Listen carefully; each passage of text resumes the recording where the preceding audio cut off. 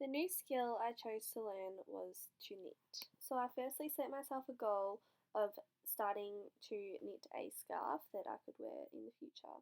I didn't anticipate finishing the scarf before the due date of this task. My Google search yielded thousands of results on how to knit for beginners. I sieved through the results to see most of them were just descriptional with instructions instead of being more of a visual type thing. So instead of viewing these for much longer, so headed over to YouTube to discover some very descriptive videos on how to knit for beginners. It didn't take me long to grasp the concept of knitting, as I had viewed my mum knit when I was a young girl, which definitely helped me pick up on the task fairly easily. As theorised by Piaget, I began to build on my prior knowledge, which is known as cognitive constructivism. So the only person I knew who knew how to knit in my family was my mum. Unfortunately, she had been away during the time that I was completing this video task, so she was unable to help me, so lo and behold, I resorted back to YouTube.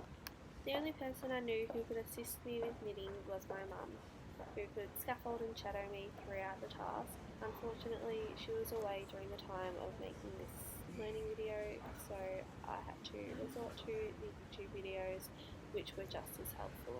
The instructional videos I found on YouTube were incredibly handy as they went through the knitting technique step by step, so you cast it on and continued on with the instructor. This evidences Bender's social knitting. The first few stitches that I casted were much too tight and were very hard to get through for the knitting.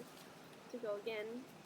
So after listening to the video more intently, she did tell me that you had to keep them loose so you were able to get through. After I did that, it became a whole lot easier and started to look like a proper knitting needle. After learning how to cast on, I then had to learn how to actually knit, which involved changing the glue onto the opposite needle and continuing on doing that.